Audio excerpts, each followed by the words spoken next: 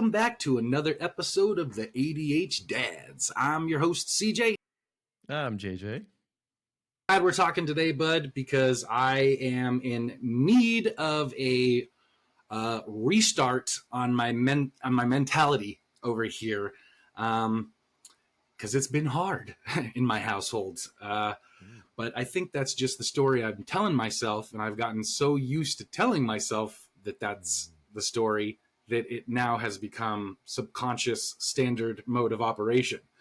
So, man, I had some good talks with my wife over the last couple of days and kind of like re-strategized our parenting techniques and what we do when we're at that end of the day witching hour and, attention is low and kids' energy is high. So, and it's been going pretty good, man. We're feeling great over here. So I wanted to get you on and let's talk about this, let's talk about choosing our hard, man, because oftentimes I think we just choose it and then we don't think about it again. And we say it's hard and man, that grass sure does look green on the other side of that fence over there. If I could just get over there, life would be so much easier. And I don't think that's the case, brother. I think that's a lie we're telling ourselves. Yeah. Well, for one, I mean, if the grass is greener on the other side, I imagine the water bill is a little bit more expensive, right? Exactly. You can either have brown grass and save on your energy bill and be judged by your neighbors, and that's hard, or you can pay extra for the energy bill and have a green yard, and that's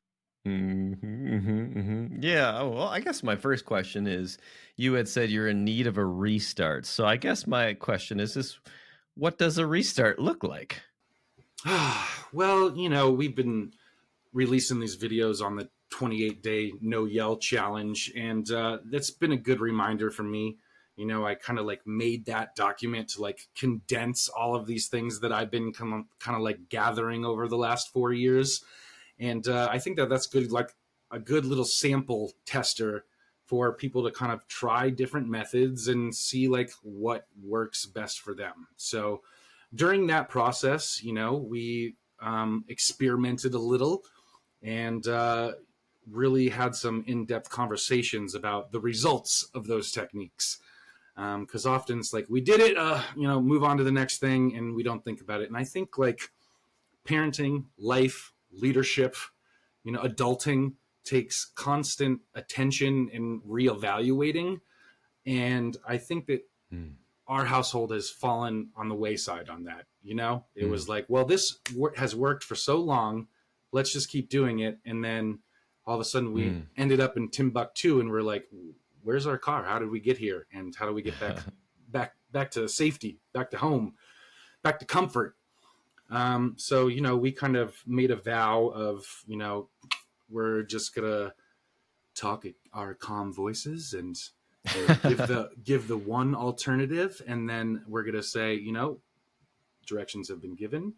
I'm not going to continue this conversation and let them kind of play out that process without intervention. Because I think that's where the problem was, when, especially in my household, brother, when we got 3 of them, talking over each other all the time, it gets overwhelming, I don't think I've ever noticed this about myself until I got into this family with 3 kids and a wild dog and a Puerto Rican wife.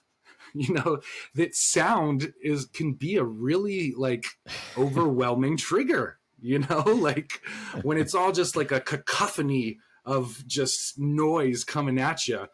And I was letting that set the thermostat of my emotions, and I just was like, this need to escape. This is too hard. I don't have the patience to deal with this. I need to step away. And it was the opposite. It was like, nope, now's the time to double down and not run from this, but lean into this, and exemplify what calm and persistent looks like. And I think I lost track of my why, honestly.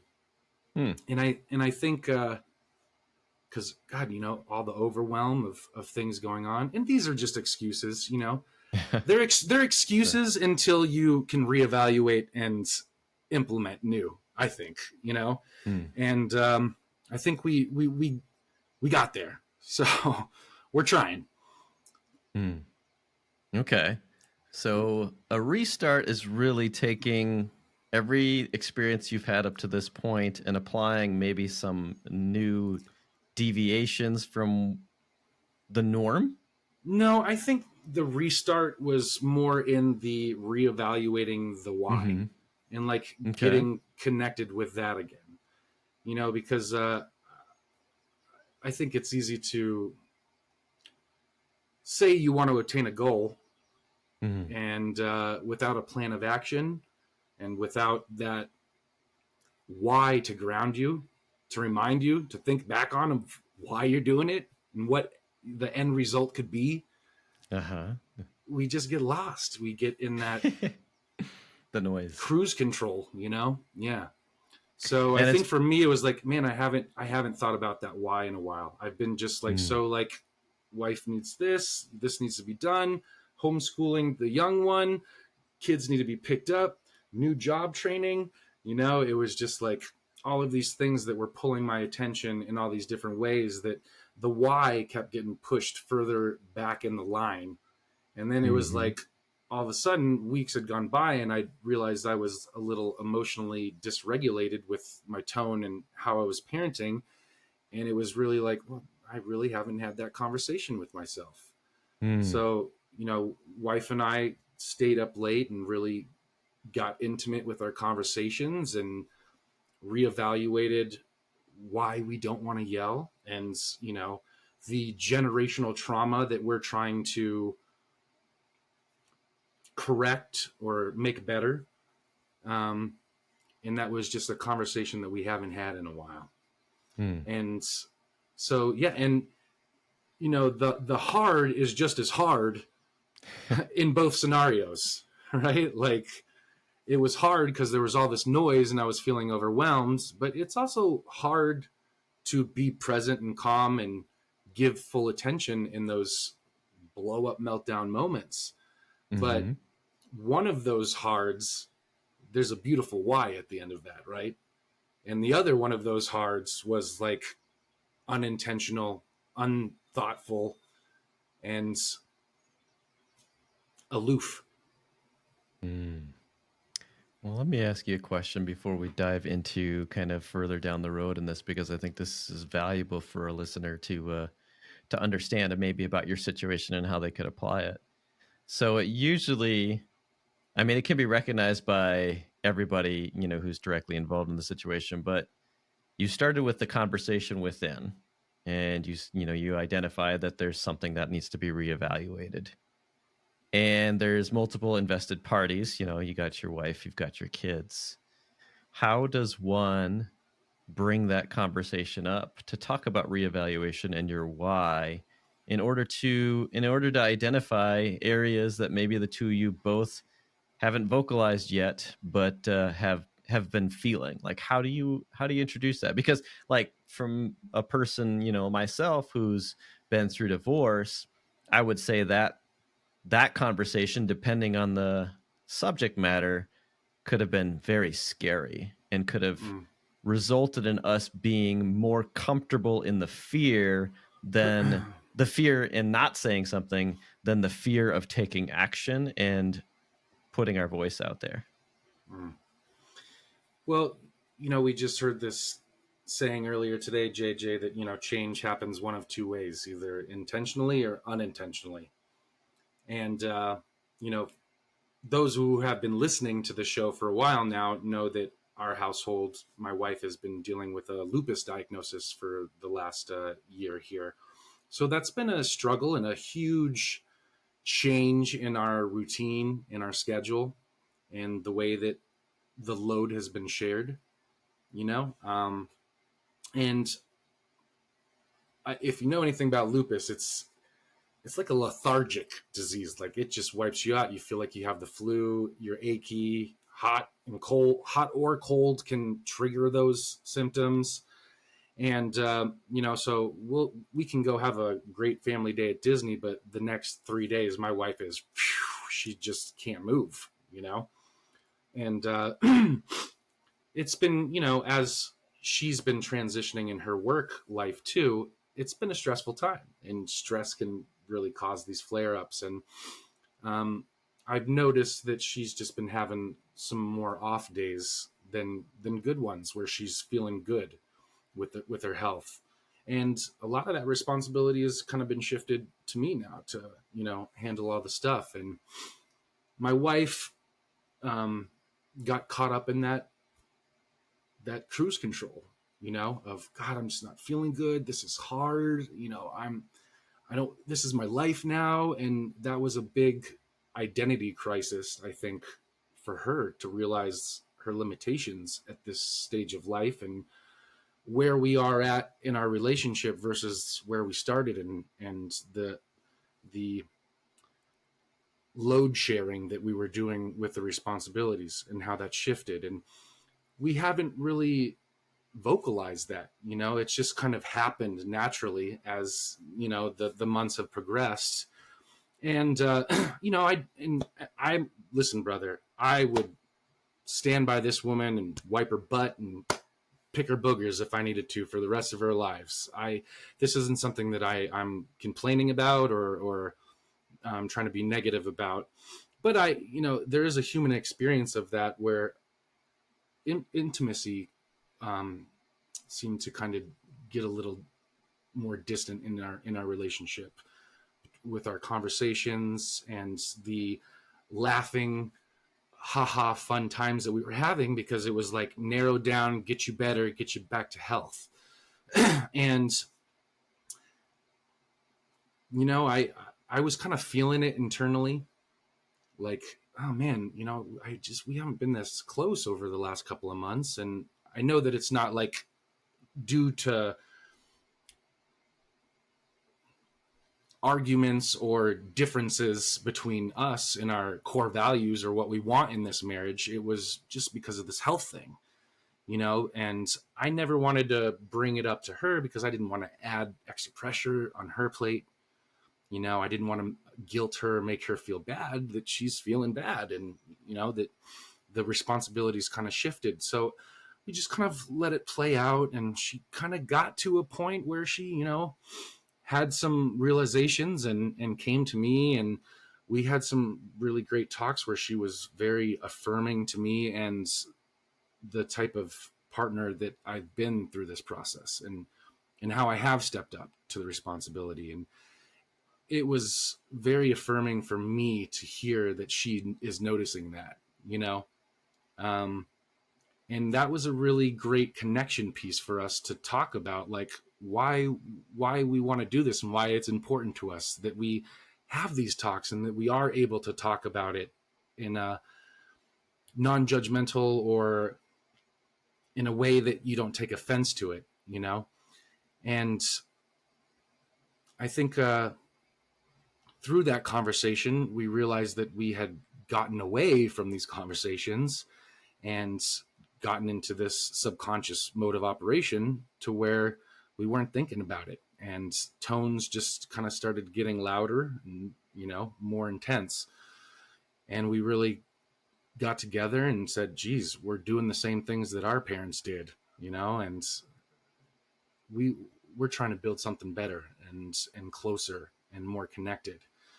And so yeah, I guess it's where we're at with our conversations. And I just want to say, brother, like, we do this coaching and stuff, and we do this podcast, but I do it for selfish reasons, my friends, because I am the front seat learner here to all of this, and we are like privileged to talk to these amazing guests and amazing fathers, and hear these amazing stories and experiences that really bring a different perspective to healthy relationships, and different tactics to get there. And I need it, brother. I need it more than anyone else, and that's why I love doing this, and that's why I want to dedicate my life to this, because I feel it's the most important job that we can have as men. To lead our families. Uh-oh, I got the little one. He's done with lunch. He's trying to break in. I hear him knocking away. Oh, that's funny. There he is. And a Oh boy, dog. it's a dad show, guys. So it's life. Yeah. What does your heart look like, JJ? You know, like do you fall into the hard pit, or is it all just easy sailing? Well, I think there was a point in my existence in my life where I started to give less emphasis to the things that happened to me and instead started to look at the things that I could do in response to what's taking place in my life and what I can control. So I think the way I look at the hard is now, decision based on my values. So if I come into a situation, great example is always going to be moving to the city I'm in, where it was more than double my rent for less than half the space, to find a way to make that work. And I could say, landlords are greedy. I could say, cost of living is too much and wages haven't, kept up in terms of, how they relate to inflation. And that would be fairly accurate, but me stating that doesn't make a decision take place. It doesn't involve my values. I think most people when they think values, they probably think of positive things. In fact, I can't imagine you could have a positive thought while also having a negative thought at the same time. So when you choose to approach a life decision based on your values, you're intentional about being positive in how you handle that. That's a key for me, is being able to try and maintain that positive intention as I move forward with things that are sometimes hard. So you can still have something that's hard and you can look at it as a positive opportunity, or you can look at it as something that's negative and push your values to the side and sit in a place that does not create progress. Does that make sense? I think the big thing is that I don't find value in sitting in a space of complaints. Yeah. Do you ever find yourself down that street though? You know, and if you do, what do you do to talk yourself out of it? Find your way out of it. Well, I will give you an example fairly recently. We've seen kind of a difficult few weeks. Probably, I'm probably saying it lightly when I say few weeks with our kiddo and how he's been managing, himself, his self-esteem and at school his performance. And the one thing that I again bring my values to is trying to not trying to, but pointing out what's going well. There's this book that I mentioned way back when on our podcast called Transforming the Difficult Child. And just kind of, again, for the listeners, when I say that title, that definitely sounds like we're talking about terrible children, but that's not what this is. It's about transforming the people in their lives, us, parents, to look for the good. So you can transform somebody through your values. Again, going back to that positivity. And with the school, there's one person who fills out basically a daily report sheet, and we have thumbs up, we have neutral thumb, and we have thumb down, and they'll circle that. And if we have an all thumbs up day, the sheet just has circles on it, and that's it. If we have a neutral day, there'll be comments about something that didn't go quite right. And if we have thumbs down, then we have more comments about things that didn't go right. That doesn't actually speak to my values and my role as a parent, because while it is true that our children will make unsafe choices or maybe push back or just are distracted, um, that's something that I think we all are aware of will take place. But we also want to understand and learn our children's values. And one way we do that is through positive feedback and positive reports. So if I have a bunch of thumbs up on the report sheet, I want to hear about that. Why is that a thumbs up? Just like I get the why there was a thumbs neutral or why there's a thumbs down. Yeah, well, I'm doing the thumbs up thing, so I'm getting my little emojis Mine showing up still on the doesn't screen. do it. I don't know why mine doesn't do it. So I've been encouraging the teachers to give us those positive reports. I've regularly said that, and it wasn't, believe it or not, it wasn't until yesterday that I received a win on his report sheet. And here's the thing, back to his self-esteem. He has said about himself a number of times that he's stupid.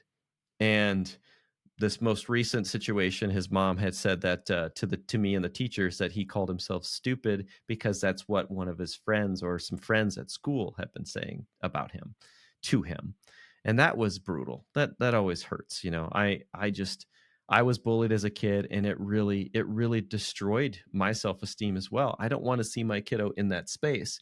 So what happened was he said those things to his mom over the weekend, and so she took action based on probably her values, which I would love to interview her and hear more about her values in this. Um, that he was saying that based on what he had heard from friends at school.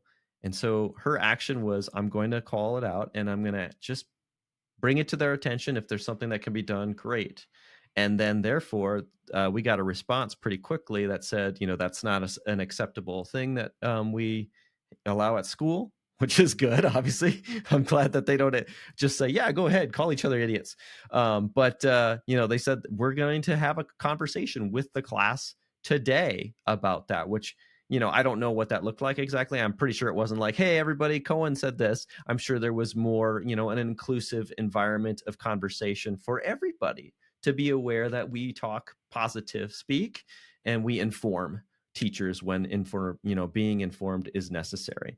So then that report sheet, we had a follow up, and he had a conversation with one of his friends who had apparently called him stupid, and then they ate lunch together. So I just saw a lot of values taking place in those moments. And it's sometimes hard to bring those things up. It was hard for him, obviously, to bring that up, but it's causing some rip through his heart that's probably trying to pull away at his values. And it's actually causing a self esteem issue for him. And we, based on our love and values, we can't sit with that. So everybody's values are in some way at least called attention to in this moment. The teachers, the kids, the students, the parents, and we wanted to move forward, even though it's hard. There's hard experience throughout that whole thing. We tend to realize pretty quickly when things are hard and they're not productive that we don't want to sit with those. So communication, like I struggled in my marriage sometimes to say something. Like I shut down and I didn't want to say something because I was afraid that whatever the conversation would be would end up in a worse place. That was the story I told myself. And that was me devaluing my relationship and also going against my own values of creating a strength and bond of love between us, that I wasn't living up to those values. So today, when it comes to where I'm at, I'm secure in myself and I want to practice those values daily. And that's just another example.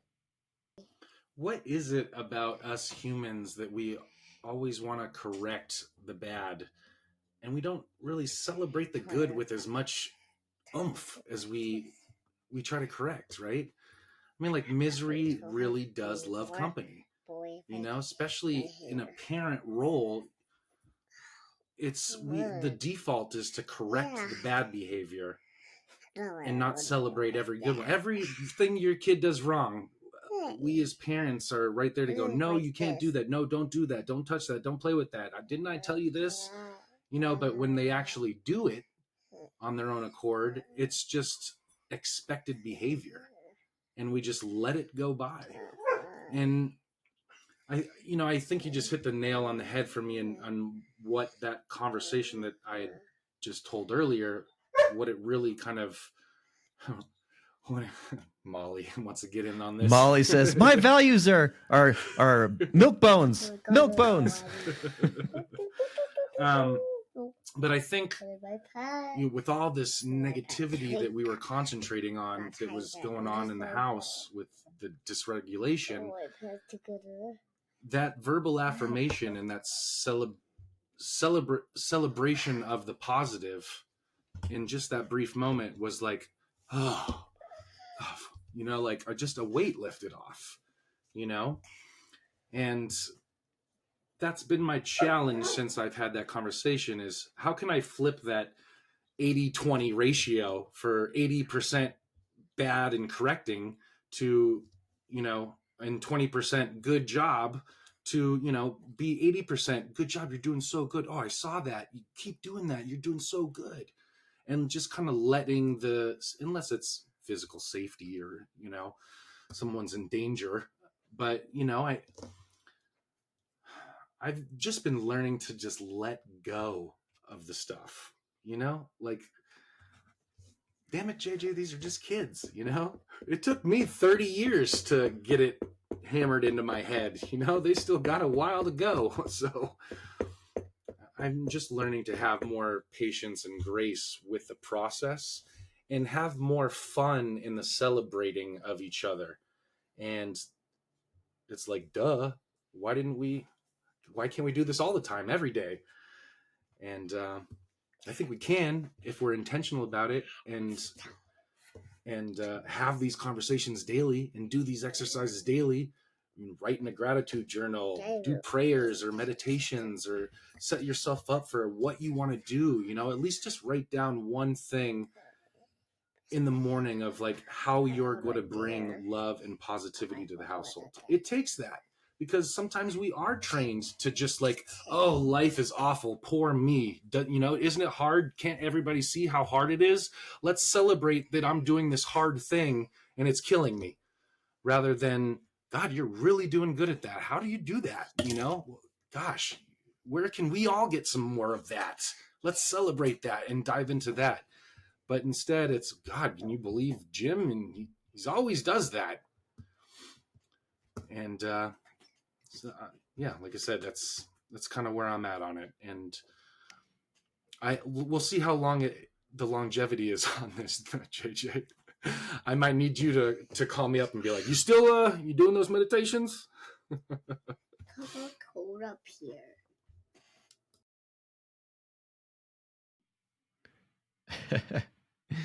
Yeah, I think it's all in the conditioning, in the learning and So the this was just my experience and the relationships that I've had in life that have trained my mentality to operate this way. Well, I mean, again, like the great example is especially like the 24-hour news channel that has a bias, is that there's generally a negative type of conversation instead of talking about what's going well. It's that other person is making this bad. So I think about how we can train ourselves to look at things and the way we can communicate things a little bit differently. So let's say somebody recognizes that they did something of an infraction against you, and they make a mild apology and will say, "Hey, it's okay, it's okay." We're softening the negative maybe, but we're still focusing in on the negative. Or a kid, is making a disruptive, noise in class, and now we're all drawn to that, and that's what we remember. That's the thing we focus on. Um, Stepping back and taking a picture and saying, "Oh, notice this good thing and this good thing," or or even with the negative behavior, assuming again it's not like punching somebody square in the nose, but maybe there was a choice that wasn't kind, and we can start to be curious and say, "Hey, I witnessed this, and that sounds like it must be really hard for you. What was it that was going on in your mind when you decided to make that comment? Was there something about that you saw when you called that kid stupid? Is there something that you saw that you had a hard time understanding? What is it about them that you don't understand? Is there something you'd like to learn more about? Just kind of putting the reframe into let's focus on let's focus on something that we can get more information from that we don't know because we're too busy otherwise just looking at the surface. That's where I think we go wrong. I remember this isn't a political lean for me, but I remember I think it was like Obamacare was what the term ended up being. I saw a lot of mudslinging taking place, which I believe we all did in the conversation there. And I saw what I believe in President Obama at the time, a lot of like diplomacy and holding back and nodding and affirming, even if he disagreed. There was this poise about him that he didn't allow himself, even if he had an emotional response, he didn't allow himself to just fire back at people who were maybe his detractors. And I appreciated that about him because he could have gone the way that so many were going in those moments, whether it was the left or the right, kind of throwing words back at each other and making zero progress. I don't see the loudest voice in the room really needing to be given the power on the airwaves or otherwise, because I'm more interested in what's going on beneath the surface of this person that we could maybe come to understand. If you're arguing against the other side, okay, well, let's hear your argument for why you have a good solution. What's your solution? Let's be solutions based in our approach to this, because I think then we can have a real conversation. So you can, back to like a relationship situation, if we choose to open up our mouths, even if it's in frustration, the hard thing would be to be curious. And the harder thing would be to be defensive, because then you are ending up causing greater harm than you are help.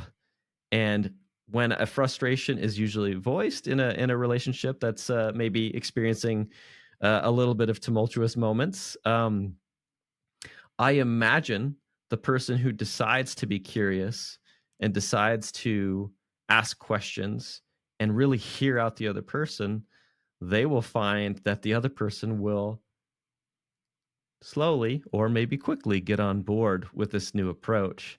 So, in terms of choosing your hard, I would say the hard in this moment is not being curious, but instead, you know, arguing your point or just throwing out your defenses. See, kiddo disappeared for a second there. Yeah. Oh man, you hit it on the head for me, brother, because it's the times that I'm not practicing curiosity that's where I get into trouble.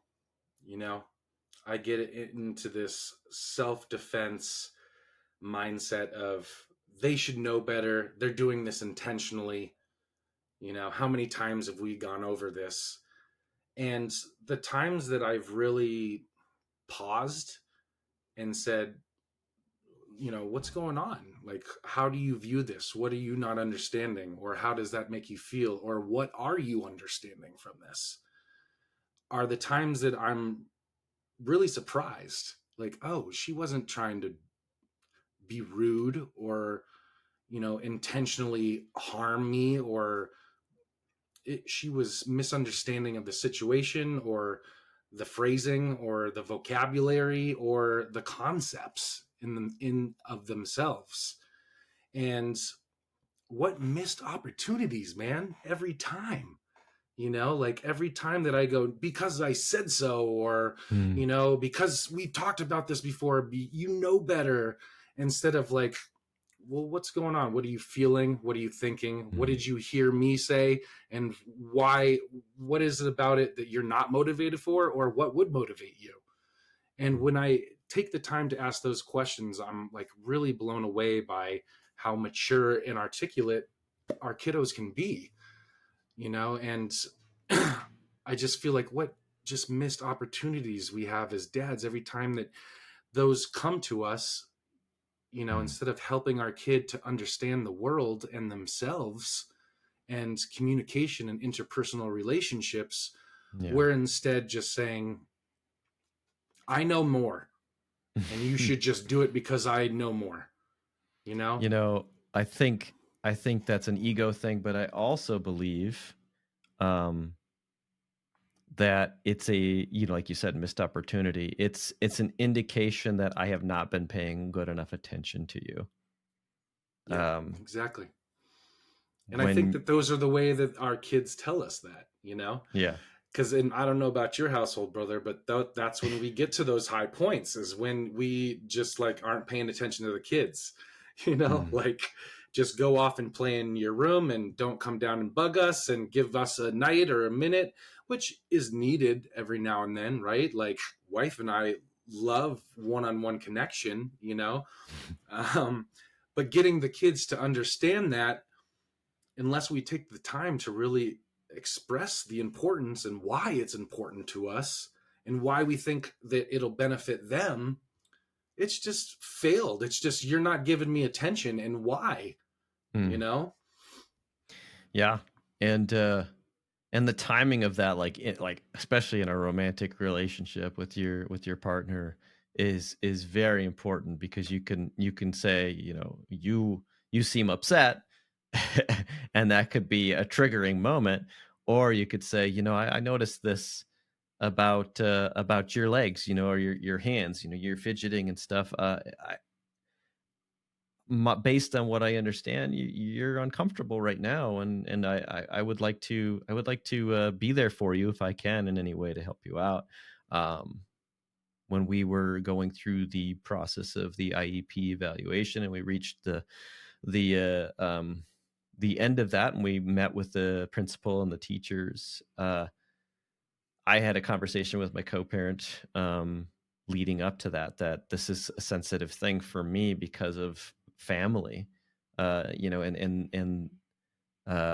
have a brother who has severe autism, and I have a parent who has opinions about my kid. And they're not always delivered in a time that's good for me. I would say that there are triggering times, and the I guess the lack of understanding, or the missed opportunity of empathy, has been shown a few times, and that really hurts.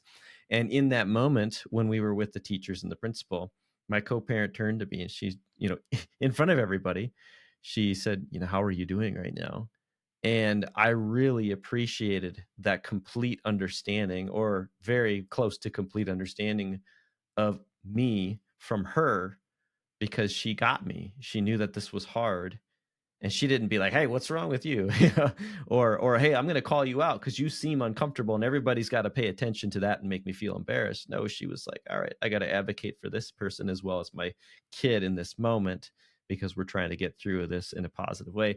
And that's what really, to me, sets us up for success in those difficult moments of conversation and communication, and where the emotions are probably at the surface. Yeah. Because my yelling isn't a finger wagging yell at you and shame yelling. I guess man, I have to pause on that, because maybe there is shame in the way that I'm going to say this. But when I get frustrated, it's like a "you should know better" kind of way. Or "how many times have we talked about this? Why aren't you getting this yet?" That's the tonality change in it. It's not like "you're a horrible kid and make my life miserable." It's not nothing like that, but it is like a covert contract, this expectation that I have on this 8-year old and a 6-year old and a 4-year old to be caught up intellectually to my 36-year old brain, and there's just no excuse, brother. I just fall into it sometimes, and I gotta dig myself out of that hole. But those moments that, like when my wife was able to appreciate me, even in the hard moments, what a great confidence builder, you know? And imagine what that does for me, again, as a 36-year-old man to an 8-year-old that lives for those moments, right? Of like parental pleasing and connection in that relationship with us. So, yeah, it's parenting is hard. Keeping your cool is hard. But I think the way that we get through it with grace and dignity and integrity is being clear on that why. Like, why do I want to pause here? And, again, just no excuse, brother. I just fell into it. And isn't it funny that you mentioned, we've talked about this before. And then in the same moment when you say we've talked about this before, you're like, oh, well, I've talked to myself about this before, that I shouldn't be doing this in front of my kids. The irony of that, right? Yeah. It's we're constantly every day going through the process of making decisions and choosing this path or that path. Even when most people, well, I don't know the statistics, but I believe the good majority of people who have a 9 to 5 have an alarm clock that they get up to, and I heard just today somebody say that snooze button has won too many times recently. But not today. I didn't listen to that asshole. And my thought was, maybe a little bit arrogance inside of me thinking, you know what? I've never used the snooze button ever. I get up, that's it. I don't use the snooze button. Why is it that the snooze button exists? It's certainly not a quality of life my thing. ex would hit the snooze button 30 times, and it would be like an hour and a half long process. It drove me nuts, brother.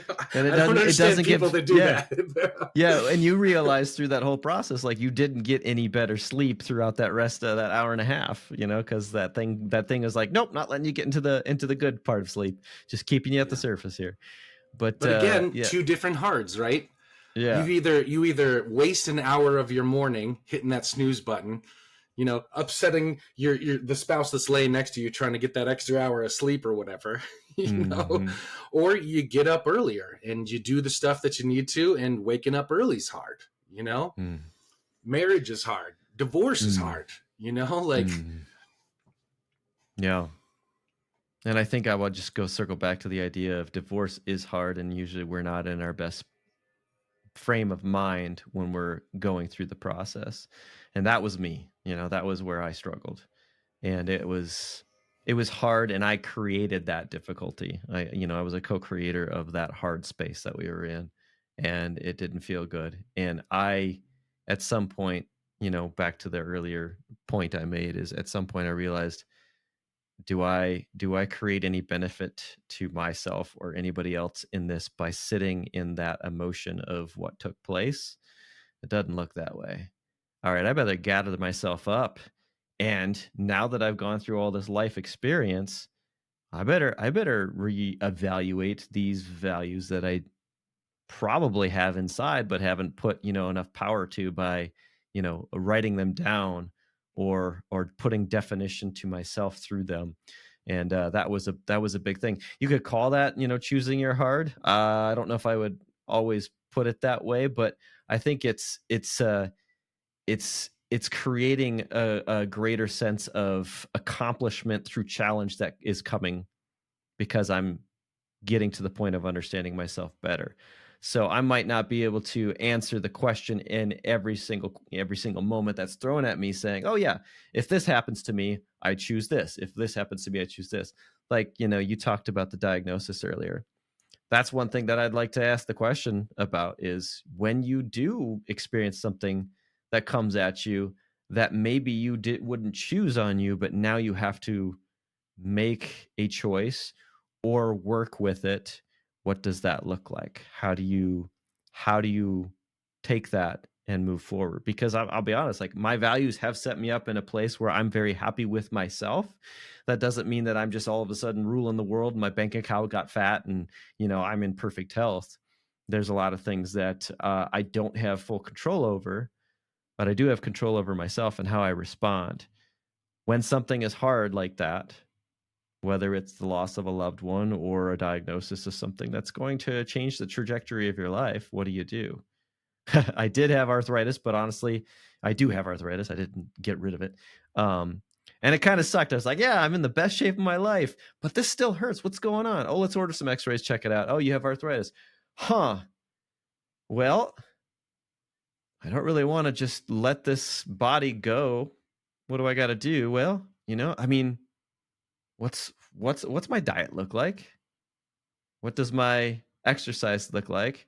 How do I work with this?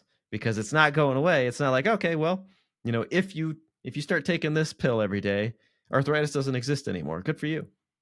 No, I gotta reevaluate. So what do you do in those hard moments where you are given something that is going to be a trajectory change?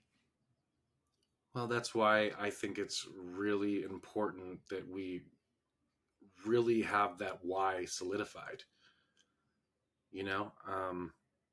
Because for me, like I said earlier, the diagnosis wasn't, well, this is too hard for me, because I had my why nailed down through 4 years of a relationship. I love this woman. We are great together, even in the hard times, and we had made that decision separately and together that we're here for the hard, whatever that looks like. And, people say that, and then these big things come and it's too hard, right? And sometimes it can fall apart.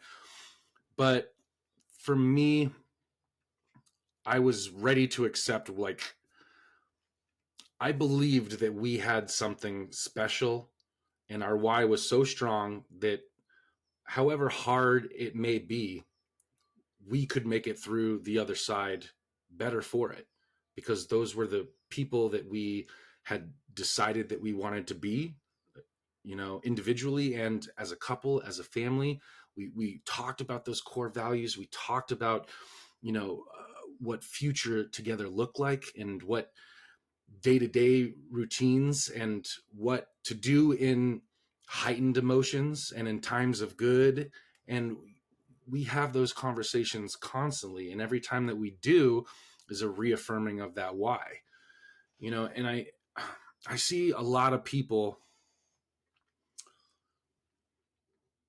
go into something without that, and then they just, like I say, look on the other side of the grass going, God, it looks so much better over there, it looks so easy over there, and then you get over there, and then there's all these unknowables and variables that we never thought about or could see that come up, and then you go, oh man, I never expected this kind of hard. And a lot of couples stay in the hard that they know, rather than venturing out and trying to discover what a new hard looks like. Because I think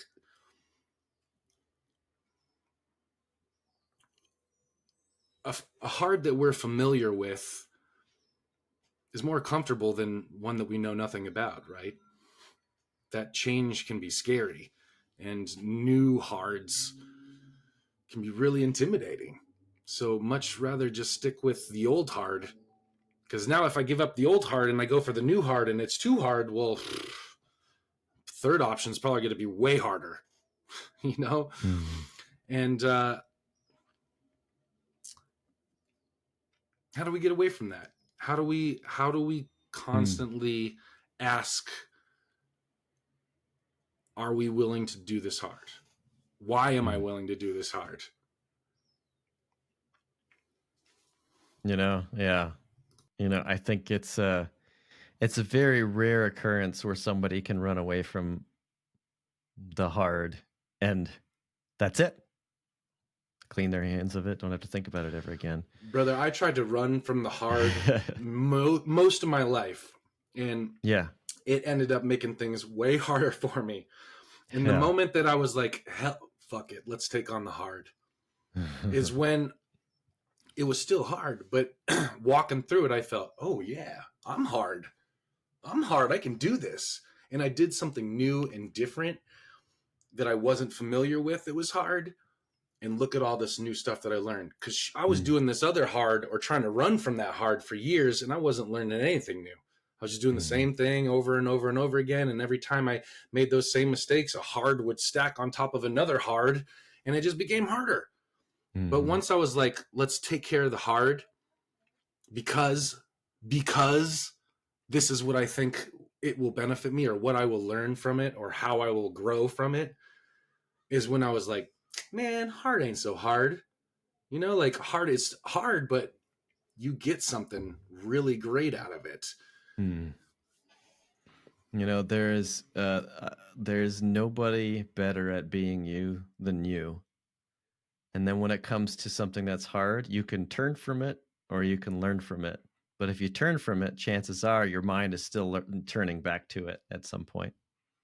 So you have an opportunity to learn in the moment, or you have an opportunity to learn from it as you go along, or you could continue to try and commit yourself to being stuck.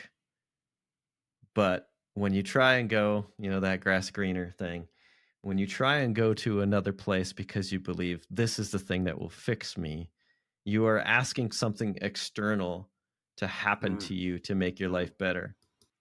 And that external process where we complain about something destroying our life is also something that we're suggesting will help us enrich our lives. And what I think about when I think about the grass is greener, I think about all that experience that I'm walking with leading up to this point where I believe something external is going to further enrich it. But it's me who's going to be able to take whatever it is I'm looking at or aiming for to make that actually be enriched. It's not going to be something else is going to disrupt my life entirely. Now, granted, if I win the lottery, you know, I have now a huge responsibility to manage that life. And some people, as you know, I know we've all heard the story, like the money coming into a lot of money, a lot of people mismanage that because they've lost sight of themselves before the process, or they didn't have the tools to, you know, that they equipped themselves with to manage this because they were too busy caught up in some other fantasy, even if the fantasy looks like it's a concrete, you know, part of life now. They are lost in the fantasy of something else is going to make my life better, and I have it now, it needs to make my life better. No, I still have to be the one in charge of that. So I think the grass is greener thing is about envy, and it's about misunderstanding life. It's not about my values.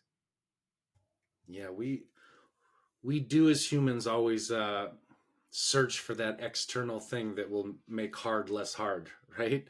We're always looking for the easy fix, that just like, just get it out of my way, you know?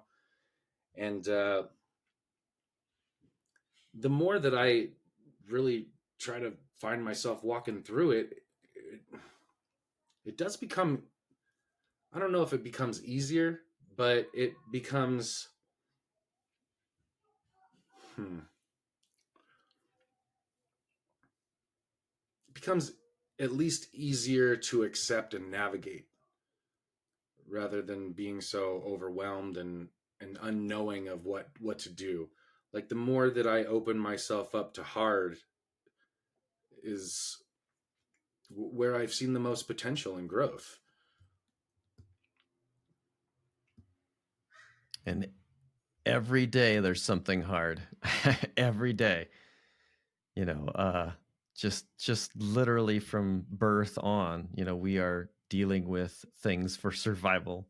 We can look at things of I'm trying to survive or I'm trying to thrive, and through the hard, that's when you find out more about yourself and what you really, hopefully, what you really value, so you can apply that to the next situation. I love sports competition and also hate it at the same time, because um, I hate it because sometimes people get the idea that they need to be number one, but there's only one person who's going to be number one. There's only one person who's going to get first place. That's why it's called one, right? And then, the person who thinks second place is just the first loser has lost all of the greatness within that got them to the place of their excellence. And man, I just love the excellence point, and being proud of one's ability to try and take something on and master it. I don't, I mean, I can say with confidence that I'm not going to be number one in anything in this world. And I don't want to strive for that. I want to strive for the best me that I can be, and be more than content with that. Because if I'm lifting myself up and lifting up the people around me, like, who's to suggest, yeah, you really, really honestly, yeah, you're just the first loser. I mean, just think about all those guys walking around with number one dad shirts, or number one grandfather, or whatever it is. We've all seen those. Yeah, you know what? They are number one to somebody. They put in their values, their love, their time, because they gave a damn. They chose the hard path to get to the greatest path that they could be at in this moment. And somebody's rewarding them with that, reminding them, yes, it's true. I see you as that, and celebrate that. Yeah, brother, I love that. Oh, dang it. My thought just left like a fart in the wind. But no, You to your know, point, life is hard. And, we're just faced with a number of hard decisions and obstacles throughout our life. And nobody is going to just get by scot free, right? And if you do, I think, again, like we're saying, there's a huge disservice there to yourself and to those around you. And I think that there's something to be said about delayed gratification, and walking through the hard and experiencing that to get the full appreciation of what the achievement or the award is. We just want to get through it. We want to take the shortcut. And I think the long route uh, teaches us a lot more and makes us stronger for the next thing that comes up. And the more that we try to avoid the hard, I think the harder things they just get for us. And something that I think I'm still trying to teach myself is that delayed gratification. I for a majority of my life really did I wanted the end goal without putting in the work, you know? Um, and the times that I really learned to enjoy that process and that long walk um, was the most beneficial to me. I feel like I'm just repeating myself now, just over and over again. Well, okay. So here's one thing that I want to point out too, that I think is very valuable for every single person listening. And I didn't come up with this, but I will credit Jay Shetty, which I've probably mentioned Jay Shetty a bunch of times. I've been re-listening to Think Like a Monk, and one thing that I really want everybody to try and do is talk kindly to oneself, give oneself compliments. He gave the example, like something, oh, I was so stupid, I forgot my keys, or whatever it is, I was so stupid. And his example was, well, when your stomach starts grumbling, you don't think, oh, you idiot, you should have eaten sooner so you wouldn't be hungry now, right? Why do we give ourselves so much why do we give ourselves so much hell when, we make little mistakes? Because those things are an indication of a deeper issue about one's self-esteem. And if we can change those little conversations with ourselves, we can start to change the bigger conversation too, the deeper inner thoughts. Man, and that's where I was finding myself with the kids. How did you put it? You don't beat yourself up for not eating earlier, but I was finding myself in this like automated response with the kids of, well, if you had done that, then you would have had this. I was always trying to like show them, that if they had done the thing, that they would have gotten the thing, again, I was trying to pat myself on the back for not shaming my kids by wagging a finger at them. But I think that there's still shame and embarrassment in the, well, God, couldn't you figure that out? It's just right there in front of you. If you'd done that, then you would have gotten the thing, but you didn't. So now you're not, instead of really trying to practice that curiosity, like we say. Yeah. Bring it back to that conversation that you said you had with your wife. Yeah. So yeah, that's been my focus on trying to change the hard. Instead of those expectations, I've really just been looking for the moments to, when it is hard, to find out why it is hard, and how we can make it easier by remembering the why we want to walk through the hard, if that makes sense. Mm-hmm. So next week we'll catch up and see how it's going, or if I'm back to the old habits. So I'm only kidding. It's this again. This is why we do this, brother, because this is a daily thing, and I think that we do have to have these conversations daily, with other, men, and with ourselves, and with our spouses, and with our kids. Because I think that was a really big turning point too. Is after my wife and I had talked about this, the kids got brought into the conversation, and we started practicing that curiosity. What are you guys noticing? How are you feeling? How are you interpreting the hard that's going on in our household right now? And explain that to me. And once we did get that clarification, you kind of, again, just kind of hit yourself on the head like, oh my God, they totally didn't get it, or they missed it, or they didn't hear me, or they're in a different world, or seeing it as black when it's white, or the reflection of it in the reverse image, so just really being able to like touch on those bases and really like, clarify perspectives. We all deserve that, right? That's what we want in a relationship, to feel validated, to feel important, to feel worthy, but we do, I think, a lot of people that, a lot of relationships that I've interacted with in my own personal life, that I've seen, we do that, right? And I heard something, from a parenting book that, your kids act out worse when they're at home because they trust you, right? Like, but man, why can't we do the opposite? Why can't we be extra nice and positive and reaffirming in those moments when we feel most comfortable with someone, most loved by someone, most trusted in someone? Instead, we just want to, well, I can just kind of run amok, drag it all through crap, and they'll still love me. It's unconditional. Yep. That's back to the evaluating in the moment, what everybody values. What do they want? What's the curiosity point here, and how do we get through by being affirmed and validated?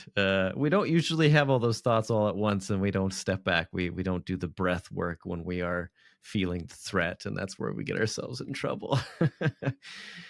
But we got the repair, we got the value of true connection that can be always touched back on when we do make those mistakes. And so giving ourselves grace and being curious about ourselves, and then practicing that, it doesn't have to be all in one moment. Yeah, no, you're right. It doesn't. It's I think small steps is how we get there. We oftentimes want to throw the bath out, or the bath water out with the baby, and just get a new yard, get a greener yard, where there's a lot of work that can be done to salvage the yard that we do have, and those hards in our relationships that are there. And I think that by how we do that is small steps, incremental, one thing at a time, leads you to a bigger picture, leads you to a different mindset, leads you to a new way of operating. At least that's how it was for me. Like starting this work 4 years ago, you get all this information and you're like, I don't know what to do with it. There's so many techniques. So many parents are telling me, do this. No, don't do that. This is right. This is wrong. And, what is the most valuable? Do I do it all? Well, let's start with one thing and let's learn and grow one thing at a time. And throughout that process, like with working out, it wasn't just like 4 hours at the gym. It was, I had to start personally, like, let's just take a 15-minute walk a day. Let's try to do that. Let's do it a half hour. Well, let's make it a half an hour run. Well, let's do this now. Let's try eating better today. And those little wins really can build confidence. And I think that that's what we need to remember, that's how we get through the hard, is by those little incremental wins and celebrating each one of those, rather than like we said, you should have known better. Why didn't you? If you had done this, then this would have happened. Mm-hmm. And one thing I mentioned to one of my accountability groups recently was your personal record isn't always, or it shouldn't be considered doing your best. We have our days where our best is here. We have our days the best is a little lower than that. Mm. But we do put those expectations on all those people around us, right? On our kids too. That's what I'm talking about here is I have this expectation that, Yeah. I remember years back when we were, my parents always liked to drive everywhere, and they, we were going to Iowa from Minnesota to do a family reunion thing, and they asked me if I could drive in the morning, and I said no.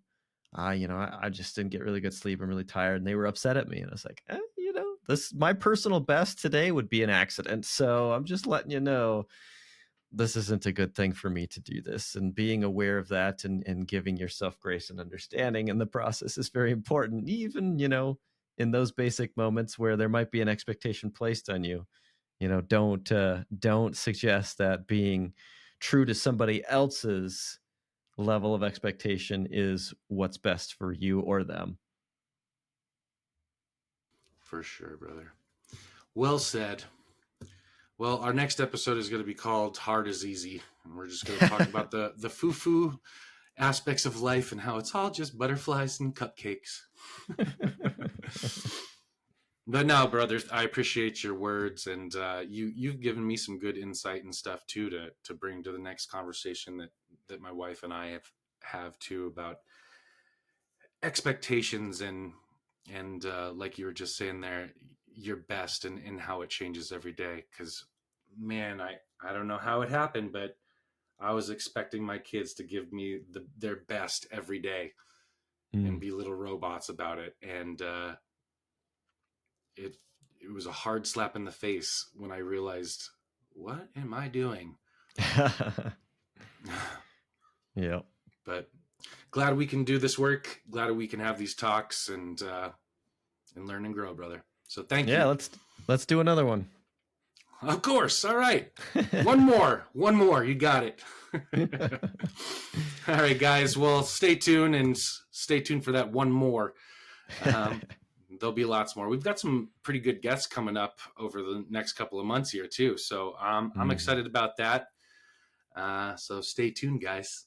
Hope to see you on the next episode of the ADH Dads, where I'm your host, CJ. I'm JJ. And we'll see you next time.